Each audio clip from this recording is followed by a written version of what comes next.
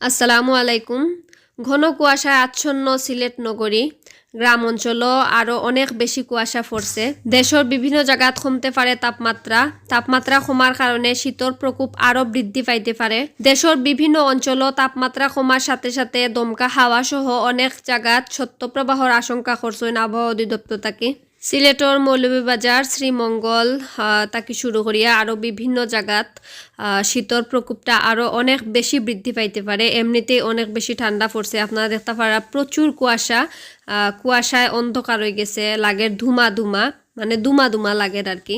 আগামী 12 ডিসেম্বর থেকে 16 বা 17 ডিসেম্বর পর্যন্ত শীতর প্রকোপটা আরও বেশি বৃদ্ধি পাইতে পারে। এই বছর যেহেতু আমরা সারা দেশেও প্রচুর পরিমাণে আমরা গরম দেখা গেছে আসিল, প্রচুর পরিমাণে গরম আসিল, তো সেক্ষেত্রে দেখা যায় যে শীতর পরিমাণটাও একটু বেশি হইতে পারে অন্যান্য বছর থেকে, অনেকেও আসলে ধারণা করা। এবং আবহাওয়া অধিদপ্তর তাকেও এমনটা খোয়াওয়ার যে শীত আরও বৃদ্ধি পাইতে পারে, ঘন কুয়াশা এবং শৈত্যপ্রবাহ আরও বেশি বৃদ্ধি পাইতে পারে।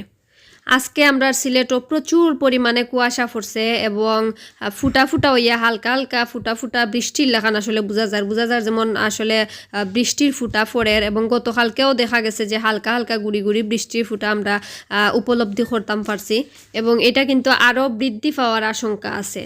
দেখা যায় যে রাত যত গভীর হয় কুয়াশার পরিমাণটা ততও বৃদ্ধি পাইতে থাকে, এবং সকালে আসলে এতটা পরিমাণে কুয়াশা থাকে যে অন্ধকারাচ্ছন্ন ধুমায় অন্ধকারাচ্ছন্ন হয়ে যায়, ওলাখান বোঝা যায়। আর এই কুয়াশাচ্ছন্ন রাতের বেলা এবং অতি ভোর বেলা যারা লং ড্রাইভ করেন আপনারা কোনো প্রকার তাড়াহুড়া করা যাইবা না, কারণ কুয়াশাচ্ছন্ন হওয়ার কারণে সামনের গাড়িটা দেখতে অসুবিধা হওয়ার কারণে অ্যাক্সিডেন্টটা বৃদ্ধি পাওয়ার সম্ভাবনা অনেক বেশি থাকে।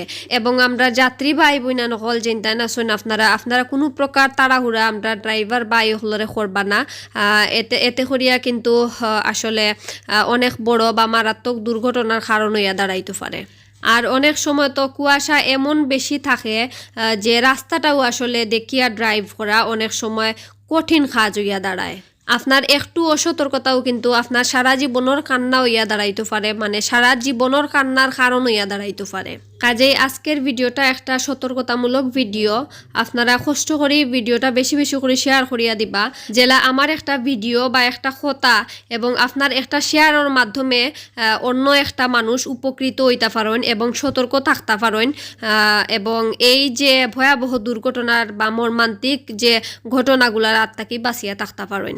আপনার একটা শেয়ারের কারণে যদি একজন মানুষ সতর্ক হন, তাহলে আপনার একটা শেয়ারের মাধ্যমে কিন্তু অন্য আরেকজনের জীবন মৃত্যুর হাত থেকে ফিরিয়ে আইতে পারে বা আল্লাহর হুকুমে মৃত্যু তাকে রক্ষা পাইতে পারে। আসসালামু আলাইকুম, আল্লাহ হাফেজ।